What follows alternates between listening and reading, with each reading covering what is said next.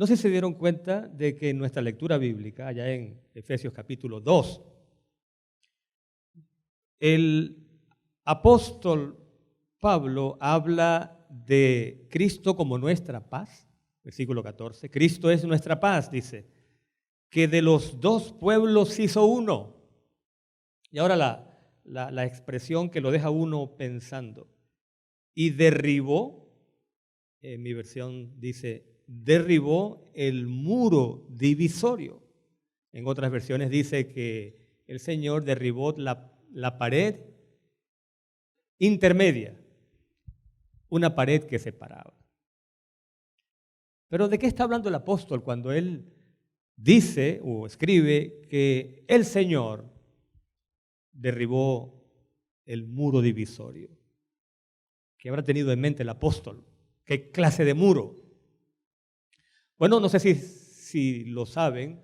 Yo cuando escuché y luego leí esta información me quedé un poco sorprendido porque en el antiguo templo judío, en tiempos de Cristo, en realidad había una pared. ¿Sabían eso? Una pared que dividía, una pared intermedia. Si buscan el comentario bíblico adventista en el tomo 6, la cita dice que una pared literal existía en el templo de Jerusalén.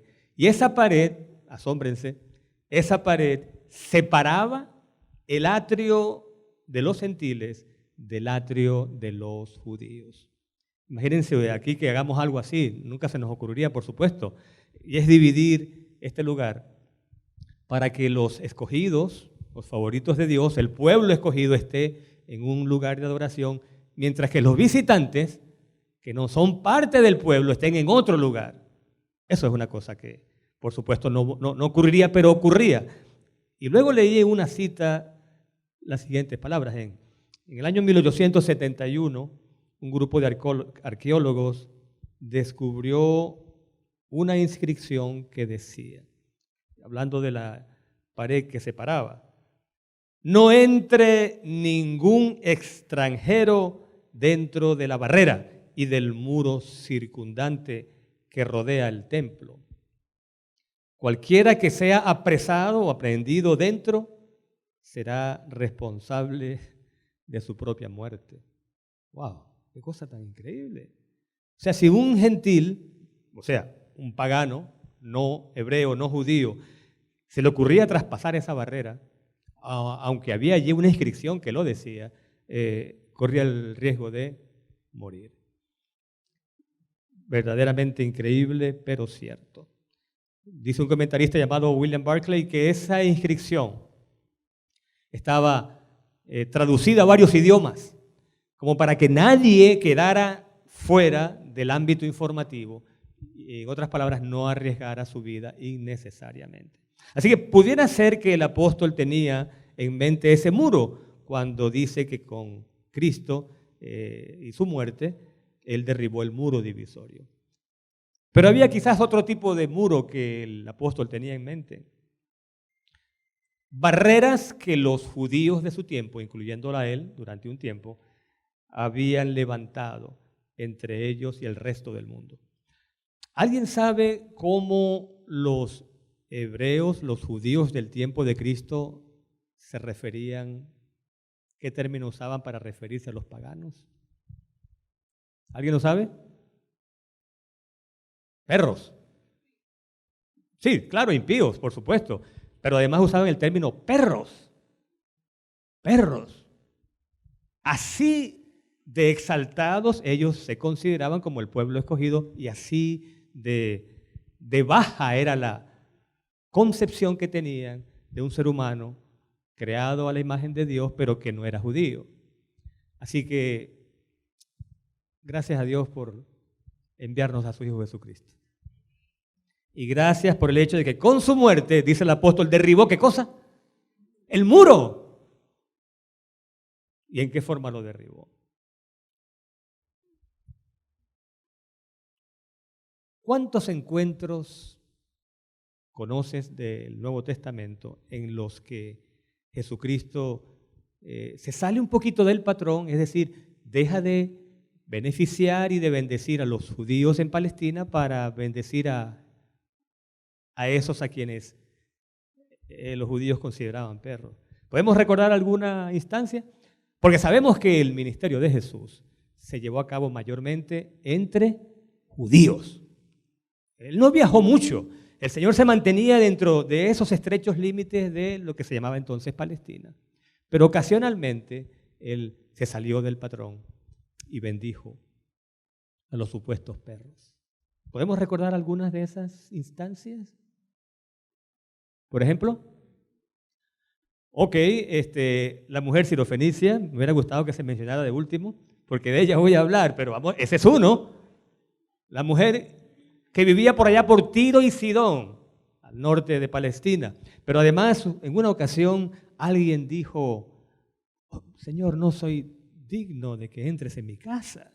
Solo di qué cosa, solo di la palabra. Wow, el Señor quedó asombrado, dice, no he visto semejante fe ni siquiera en mi pueblo. Era un centurión, romano. Si estamos hablando de un romano acá. ¿Algún otro momento en el cual el Señor se sale del patrón, por decirlo así, y ahora lleva bendiciones a miembros de la raza, del mundo en general, no judía? La mujer samaritana. Creo que nos demoramos mucho en pensar en ella. Y ese ejemplo me gusta mucho porque he leído, el autor es William Barclay, y eso se puede encontrar en cualquier libro, comentario bíblico. Dice este autor, William Barclay, que el viaje desde Judea a Galilea, en una línea recta, duraba 3 días. Pero 3 días si pasabas por Samaria. Sin embargo, los judíos ortodoxos no atravesaban Samaria. Preferían dar un rodeo. Y ese rodeo, para llegar a Galilea, tomaba 6 días. Pero preferían dar el rodeo y demorar en el viaje el doble de tiempo con tal de no pasar por Samaria. ¿Y por qué no? ¿Y por qué no pasar por Samaria? ¿Qué problema había con Samaria? Bueno, eran odiados. Eran enemigos. Judíos y samaritanos eran enemigos. De hecho, eran medio hermanos. ¿Recuerdan por qué razón? Bueno, es que Samaria era la capital del antiguo reino de Israel. ¿Se acuerdan cuando se divide en las 12 tribus? 10 quedan con la capital en Jerusalén, 2 con la capital en Samaria. Eran realmente parientes desde el punto de vista genealógico. Sin embargo, cuando cae Samaria, los asirios invaden y según su política traen gente de distintos pueblos extranjeros para que nunca más se levante una rebelión. Entonces, esos colonizadores que llegaron, traídos por los sirios, se mezclaron con los samaritanos que quedaron y de allí surgió una raza híbrida que no era judía del todo ni era pagana del todo. Y entonces, los judíos ortodoxos no querían saber de los samaritanos porque en la sangre de ellos había sangre pagana también. Así que se maltrataban, ningún judío pasaba por Samaria, pero dice la Escritura que el Señor Jesús pasó por Samaria. Y dice, tenía que pasar por Samaria. ¿Para qué? Bueno, porque él sabía que hacia el mediodía, durante la peor hora del día, con el calor calentando en forma inclemente, una mujer que no era muy querida en el pueblo, porque había tenido ¿cuántos esposos? Había tenido 5, pero ahora el que tenía no era esposo, sino que vivía con él, o sea que vivía en pecado. O sea, era el número 6. Entonces, esta mujer no solamente era odiada por los judíos, sino también por su propia gente. Porque ¿qué necesidad tenía ella de buscar agua al mediodía? Nadie buscaba agua al mediodía bajo ese sol inclemente. Pero ella no quería llegar en el horario en que otras mujeres estaban allí, porque ella era literalmente el chisme del pueblo. Pero el Señor Jesús fue hasta allá. Justo al mediodía llegó al pozo de Jacob, porque tenía algo para ella. ¿Qué fue lo que el Señor le dio? Agua que salta para vida eterna. Y ahora mencionamos, también el Señor estuvo, ¿recuerdan Gadara? ¿Gadara? ¿Le suena el nombre Gadara? ¿Qué pasó en Gadara? Oh, el Señor se traslada allá un lugar no judío para bendecir. Un evangelista dice que era un endemoniado, otro dice que eran dos. Hay una explicación para eso, pero no vamos a entrar. Lo cierto es que estos endemoniados, estos hombres tenían legiones de demonios que se habían apoderado de su mente y hasta allá fue el Señor para bendecirlo. Pero el caso que me interesa en esta mañana es el de la mujer que conocemos como Ciro Fenicia, una mujer cananea. Y hay varios evangelistas que registran el relato, pero vamos al libro de Mateo, porque hay cosas súper interesantes que vamos a encontrar allí y que nos van a alimentar espiritualmente. Capítulo, ¿qué dije? 15 de Mateo. He aquí que Jesús sale de Palestina, rumbo norte, y llega a la región de Tiro, Sidón, Fenicia. Ese era territorio pagano. De hecho, esa tierra estaba habitada por cananeos. Y los cananeos eran considerados, hemos dicho, como perros por los judíos. Hasta allá fue el Señor Jesús. Y si uno lee todo el capítulo de Mateo, el capítulo 15, uno podría llegar a la conclusión de que el Señor se va lejos como para descansar. Porque desde el mismo versículo 1 de Mateo 15 encontramos que los fariseos están de manera incesante atacando al Señor. Lo están atacando por todos lados. Y entonces uno podría pensar, bueno, se va porque no quiere seguir en ese territorio donde es rechazado.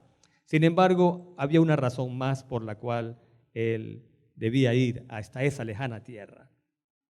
A partir del versículo 21 de Mateo 15 leemos, de allí Jesús se retiró a la región de Tiro y Sidón. Y una mujer cananea, ni siquiera sabemos el nombre, que había salido de aquella región, vino a él y clamaba. A ver, ¿cuál era el clamor de esta mujer? Si estás leyendo allí lo puedes ver. Señor, Hijo de David, ¿qué cosa? Ten misericordia de mí. Mi hija está grave, atormentada por un demonio. Y ahora, deja de leer un momentito, porque en estos dos versículos hay toda una mina de riqueza. La primera, la mujer reconoce a Jesús como hijo de David. ¿Cómo es eso? Jesús no ha estado en Sidón, no ha estado en Tiro. Dice, es la única salida a esa zona y aparentemente no hubo otra. No era un viaje misionero. Y ya vamos a decir por qué.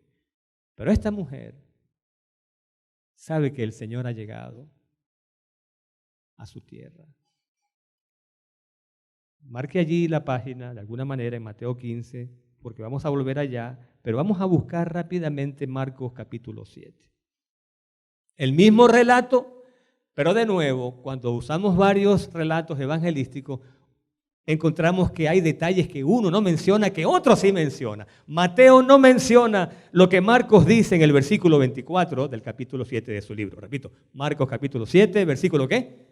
24. Y ahora escuchemos. De allí Jesús se fue a la región de Tiro y Sidón. El mismo relato. Pero ¿qué es lo que Marcos añade que Mateo no menciona? Entró en una casa. ¿Quién entró en la casa? El Señor. Y quiso que nadie lo supiera. Pero no pudo esconderse. Así que no es una gira misionera. Van, por así decirlo, de incógnito. Jesús no quiere que nadie sepa que Él está en la zona. Y llega a un lugar que no sabemos cuál fue y quiso que nadie se enterara. Pero ¿quién se enteró? ¿Quién lo descubrió en su escondite? ¿Quién supo que allí estaba el Señor? ¿Y en qué casa? Bueno, ya que usted marcó Mateo 15, vamos a volver. La mujer se enteró. ¿Sabía ella que Él estaba allí? Sí. ¿Y sabía Él que ella tenía una necesidad? Esta pregunta Pues la respuesta es más obvia. ¿Sabía el Señor Jesús cuando salió rumbo a Sidón y a Tiro? ¿Sabía Él que había ya una mujer cananea, pagana, que tenía una gran necesidad? ¿Lo sabía? Bueno, vamos a leer en El deseado de todas las gentes, que es un libro que, como ustedes se han dado cuenta, cito mucho, dice en la página 366. Escuche usted, ¿por qué el Señor Jesús viajó tan lejos? Cristo conocía la situación de esta mujer. ¿Conocía o no? Cristo sabía cuál era el sufrimiento de ella. Él sabía. Oiga, esta parte me gusta muchísimo. La tengo subrayada en rojo y luego resaltada en amarillo. Él sabía que ella anhelaba verle. Y ahora dice, y se colocó en su camino. ¿Quién se colocó en el camino de quién? ¿Quién se colocó en el camino de quién? Él desvió la ruta, así como ocurrió con la mujer samaritana, que él fue hasta allá porque sabía que a tal hora del día ella llegaría. Desvió su itinerario, su gira misionera para llegar al corazón de esta mujer. Así dice acá, él conocía del sufrimiento de ella y se colocó en su camino. Y ya aquí, yo siempre dejo las lecciones para el final, pero voy a mencionar la número 1 porque el momento es preciso. No importa cuál sea tu dolor, cuán profundo sea. No importa cuán grande sea la angustia que tú tienes en este momento, por cualquier problema que estás enfrentando. Dios lo sabe. Dios lo conoce. En momentos dados podrías pensar que nadie se preocupa de ti, que estás solo o sola con tu carga, pero la primera lección esta mañana es que alguien sabe por lo que estás pasando. Y ese alguien no solamente sabe, sino que además va a hacer algo al respecto. Tengo una cita aquí de un autor, él ya murió, ex sacerdote católico, y él dice algo así como, escucha esta belleza, se llama Walter Burgard. Tu vida cristiana no tiene sentido a menos que creas que en este mismo momento Cristo sabe qué te está causando dolor. Qué cita tan hermosa. Dice, ¿eres cristiano? Tú dices sí. ¿Crees que Cristo conoce tus angustias? Si tú tienes dudas, Él dice, entonces no eres cristiano, porque todo cristiano sabe que no importa cuál sea su situación, Cristo conoce su dolor. Así que estás en el lugar adecuado. En este momento estás en el lugar adecuado porque estás escuchando la gran verdad de que cualquiera sea tu situación, Cristo la conoce. Entonces, Él sabe que ella está sufriendo, se dirige en esa ruta, no hay una gira de por medio, no hay una agenda apretada, Él va solo por ella. Pero se quiere mantener incógnito y ella de alguna forma lo descubre y dice, hijo de David. En otras palabras, reconoce que Jesús es el Mesías. Estás reconociendo que Jesús es el Mesías. Ahora, cualquiera podría decir, pero ¿acaso que los cananeos no tenían dioses a los cuales acudir? ¿Tenían o no tenían dioses? A ver, algunos de esos dioses los conocemos por nombre porque están en el Antiguo Testamento. Algunos de ellos. Baal era uno. Astarte, diosa de la fertilidad, diosa de la guerra, madre de todos los dioses. Astarte era la número 1 en su panteón, por decirlo así. ¿Había orado ella a Astarte? Bueno, suponemos que sí, porque lo primero que hace un hijo de un Dios que está en necesidad es pedir a su Dios. Ha pedido con toda seguridad. Quizás durante años ha agonizado y no pasa nada. La hija sigue siendo atormentada, como dice el relato. ¿Por qué? Un demonio y no hay nada que ella haya podido hacer. Y ahora se entera cómo llegan las noticias en un tiempo en que no hay internet. ¿Cómo se entera ella en Tiro y en Sidón, por allá Fenicia, que en Palestina hay alguien que no solamente tiene poder para sanar, sino que ama a todo aquel que se acerca con una necesidad. Entonces, hijo de David. ¿Y cuánto le habrá costado decir, hijo de David? ¿Por qué razón? A ver. Alguien que me diga, ¿por qué no pudo haber sido fácil para esta mujer haber acudido al Señor Jesús? ¿Por? ¡Claro! Dios arrasó con todos sus antepasados. Ella tiene razón para odiar a cualquier judío. Dios dio la orden, ¿la recordamos? Que esos pueblos fuesen desarraigados por completo. Así que tradicionalmente la enemistad era como de un abismo entre el hebreo y el cananeo.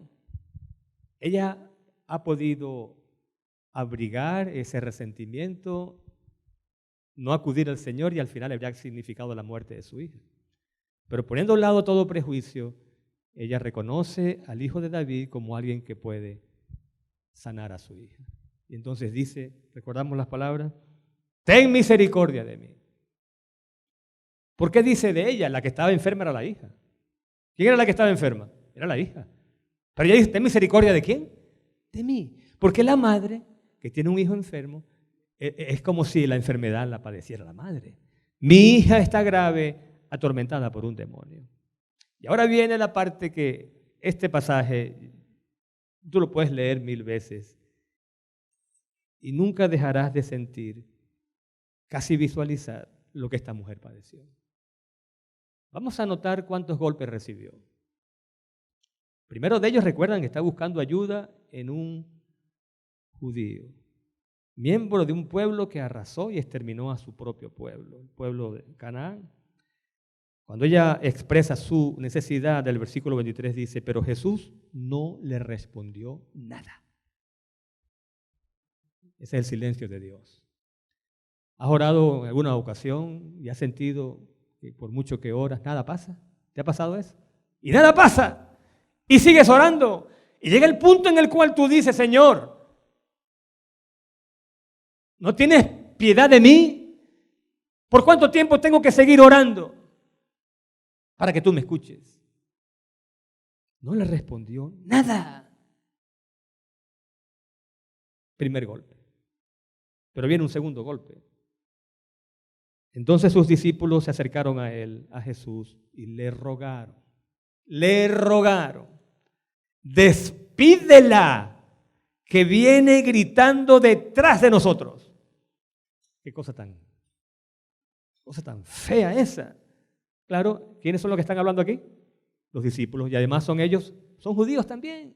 Saben que los cananeos son considerados como perros. Échala, despídela, porque viene gritando. Es importante que nos ubiquemos ahora. ¿En qué posición viene ella? Dice detrás. Segundo golpe es, deshazte de ella. Versículo 24, y viene el tercer golpe. Y este tiene que haber sido más doloroso.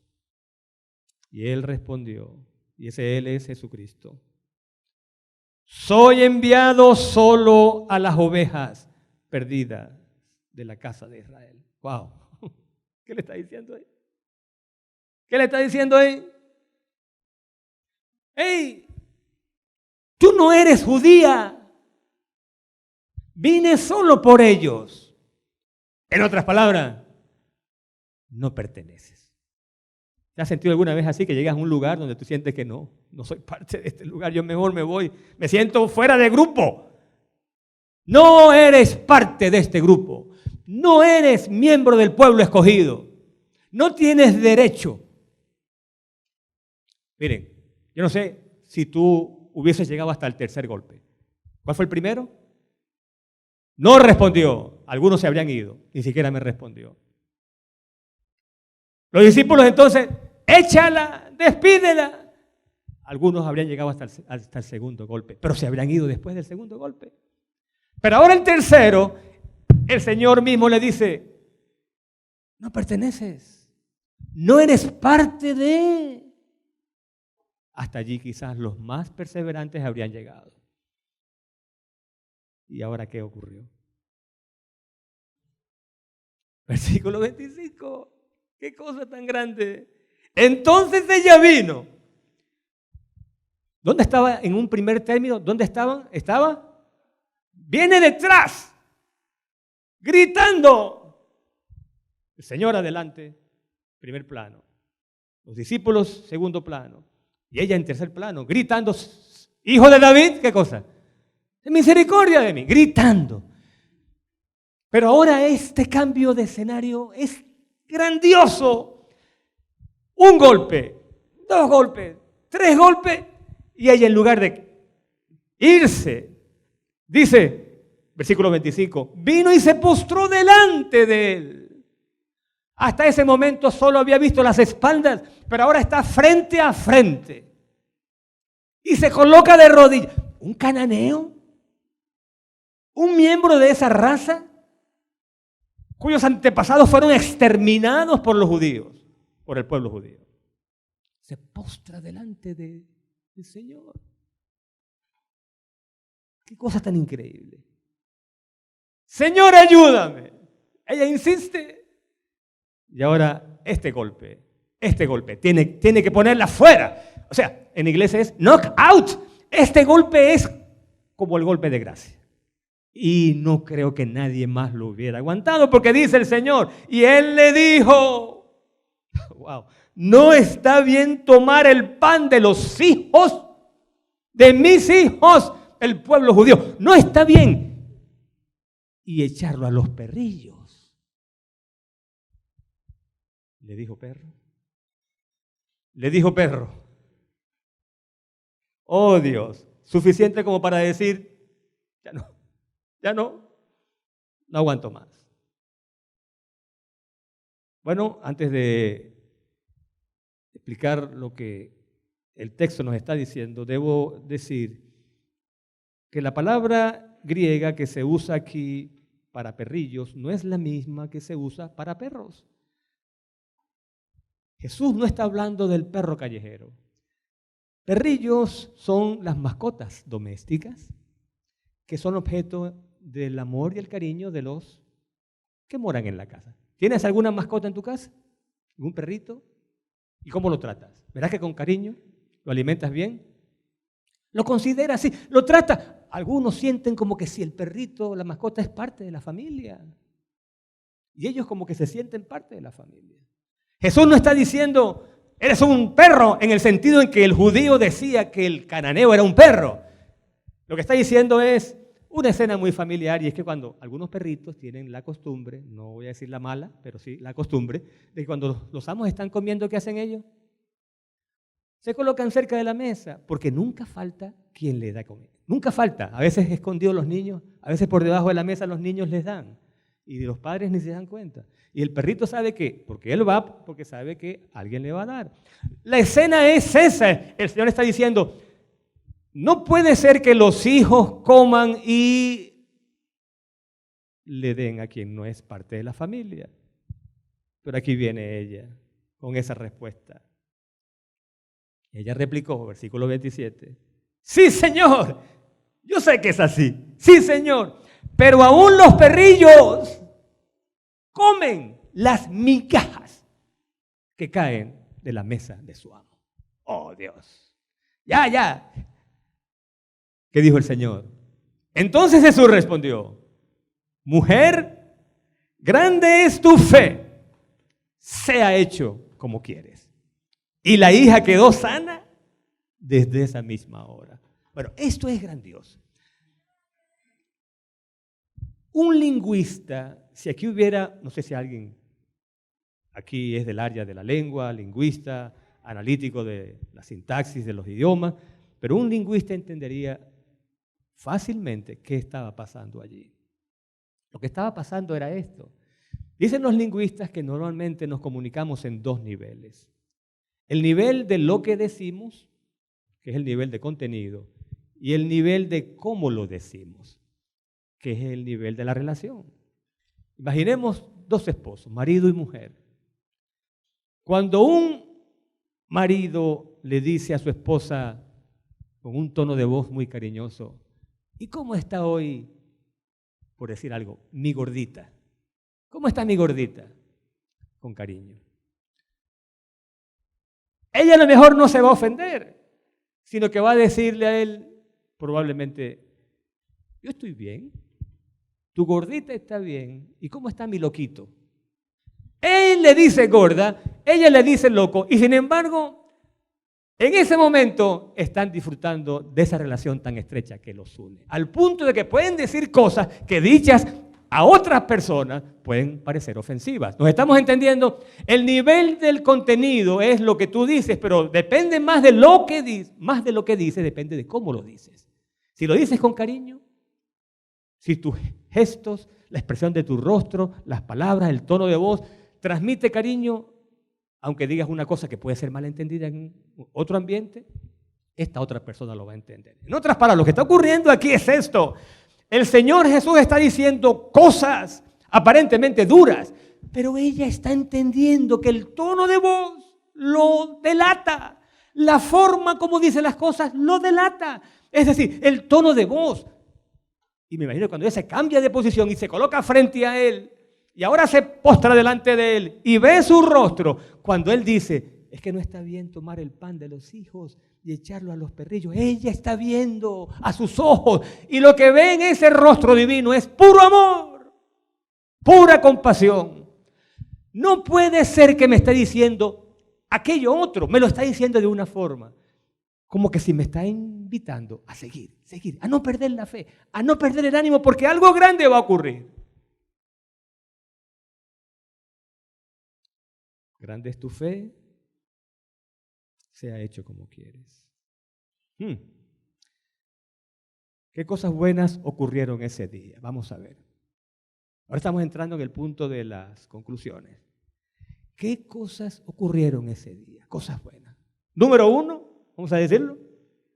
Número 1, ¿fue sanada la hija? Sí, sanada. Milagro. Un milagro a distancia. Un milagro a distancia que nos enseña la gran lección de que el Señor Jesús no tiene que estar físicamente aquí para que el milagro se produzca. El milagro puede ocurrir aunque Él esté a 1.000.000 de kilómetros de distancia. El poder de Dios es tan grande que basta con que Él lo desee, basta con que Él desee o diga la palabra, como el centurión mencionó, para que el milagro ocurra. Entonces, la pregunta inicial fue, ¿hay algo que te esté causando dolor? ¿Hay alguna angustia en tu vida?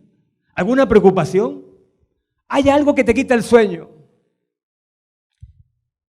Dios no solamente lo sabe, sino que en este mismo instante el milagro puede ocurrir. Aquí, en este momento. ¿Amén? Aquí y en este momento el milagro puede ocurrir, porque Cristo no tiene por qué estar aquí presente para que el milagro se produzca. ¿Qué más ocurrió ese día? De bueno. Bueno, la hija sanó. Y uno podría decir, bueno, ya con eso, ya, eso era lo que ella quería. Pero ¿saben qué ocurrió en el libro El deseo de todas las gentes? De nuevo, dice que esta mujer no solamente recibió la bendición de la curación de su hija, sino que reconoció inmediatamente a Jesús como el Redentor. En otras palabras, lo reconoció como Dios y Señor. Doble milagro. La hija queda sana. Ella reconoce en Jesús a Salvador del mundo. Una cananea. Eso fue un milagro. ¿Y allí terminó todo? No. ¿Saben por qué? Porque los discípulos aprendieron también una gran lección. ¿Cuál fue la lección? Despídela, Señor, porque da voces, porque no nos deja porque ya está fastidiosa. Despídela. ¿Qué lección aprendieron los discípulos ese día? La lección que tú y yo hemos de recordar siempre, y es que el Evangelio no es patrimonio de ninguna raza, de ninguna nación. Todos somos hijos de Dios. ¿Cómo lo dijo el apóstol? Ya no hay judío ni griego, ya no hay esclavo ni libre, ya no hay hombre ni mujer, todos somos uno en Cristo Jesús.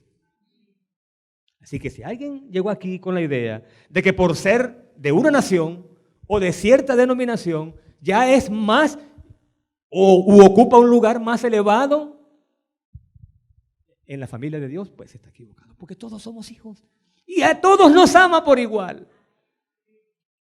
Escucha esta joya. Aquí está. Como un pastor terrenal, Jesús conoce sus ovejas. Asimismo, el divino pastor conoce su rebaño esparcido por el mundo. Jesús nos conoce individualmente y se conmueve por el sentimiento de nuestras flaquezas. Nos conoce a todos por nombre. ¿Cuál es su nombre, perdón? ¿Su nombre? ¿Cuál es su nombre? Sí. Aldosa. Dios conoce su nombre. ¿El suyo?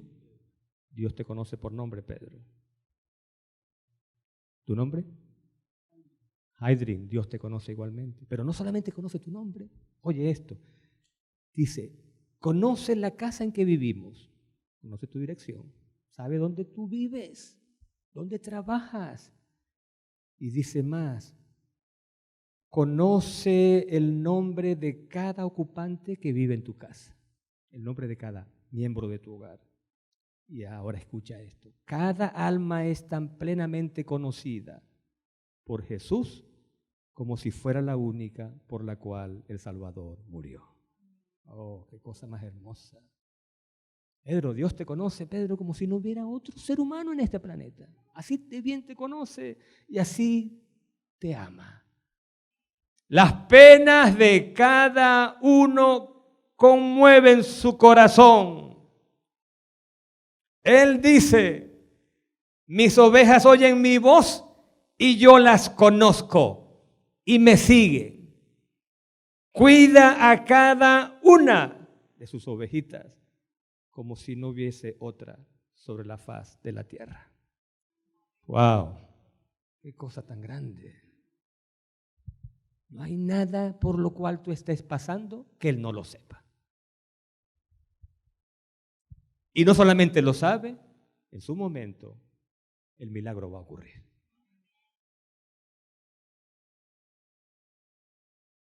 Lecciones. Número 1, el Evangelio no es patrimonio de ninguna raza en particular, ni de ninguna nación. Es para toda criatura.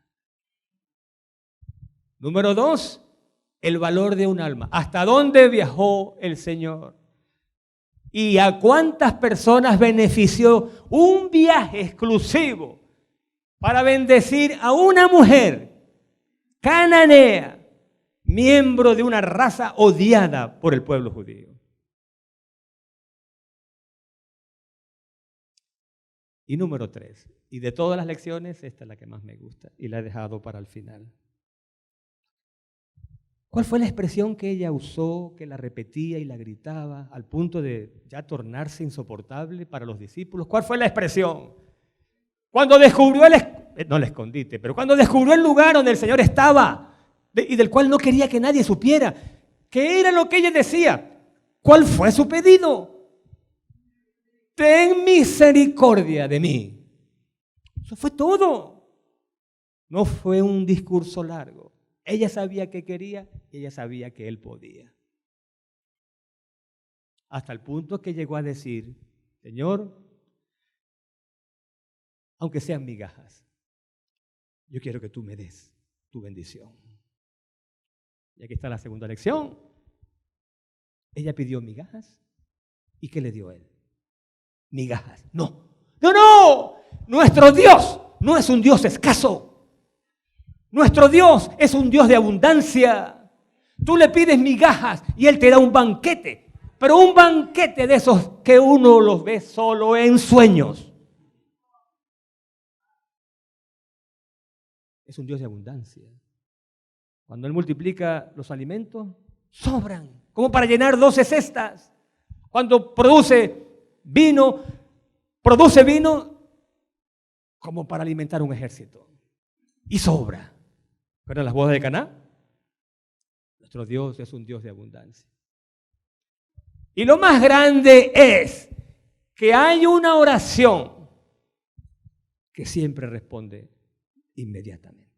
Y aquí está la cita, no la voy a leer todavía al menos, que dice que cuando pedimos a Dios bendiciones terrenales, la respuesta puede ser que demore. Trabajo, un carro, un novio, una novia. La bendición puede demorar. Pero hay una oración, hay un pedido que Él siempre responde inmediatamente. ¿Y cuál es esa oración? Ten misericordia de mí. Ten misericordia de mí. Escuchemos al profeta Daniel, allá en el capítulo 9, orar. Escuchemos a Daniel 9:18. Inclina, Dios mío, tu oído y oye. Abre tus ojos y mira nuestras ruinas y la ciudad que lleva tu nombre. Y ahora escuchemos esta parte. Esto es una joya. Porque no derramamos nuestros ruegos ante ti confiados en nuestras obras de justicia, sino en tu gran ¿qué? En tu gran misericordia. Esa es la oración que Dios siempre responde. No que seamos buenos, no lo hagas porque tengo 20 años en la iglesia o porque doy grandes ofrendas. No, oh Señor, este pedido lo hago no por mis obras, sino porque eres un Dios misericordioso. Y ahora, algo que esté golpeando tu corazón, hay algo en tu vida, alguna preocupación, sea tuya o sea de un familiar, de un ser querido, que esté sufriendo tanto que tú creas casi que ese dolor te lo has apropiado. Bueno, la oración en este momento es: Señor, te estoy pidiendo que hagas el milagro, no porque haya algo bueno en mí, sino porque sé que eres un Dios misericordioso. Y sé que me vas a escuchar y sé que me vas a bendecir. ¿Cuántos en este momento quisieran manifestar a Dios su deseo de que esa necesidad tan grande que tienes, Él la tome en sus manos? Te quite esa carga que te está oprimiendo y en su momento responda de acuerdo a su voluntad y para su honra y gloria. ¿Hay alguien que en esta mañana, ya en esta tarde, quisiera colocarse de pie y decir: Señor, yo soy uno de ellos que en esta hora quiero pedir que me des, aunque sea tus migajas?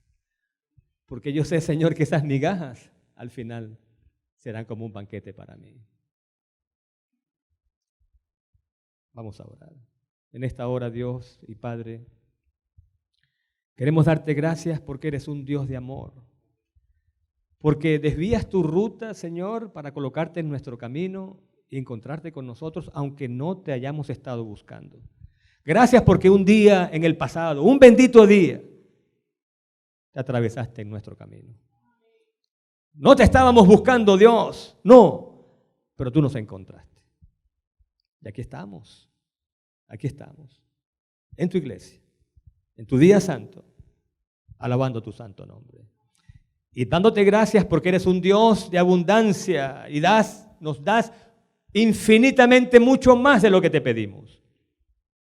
Y ahora, Señor, una vez más, colocando ante ti ese problema que tenemos, ese problema personal, ese problema familiar, ese problema laboral o ese problema moral, y pedirte, Señor, que nos quites de nuestro corazón la preocupación y nos des tu paz. La paz que excede todo entendimiento y que es el resultado del perdón de nuestros pecados. Con acción de gracias lo pedimos en el nombre bendito de nuestro Señor Jesucristo. Amén.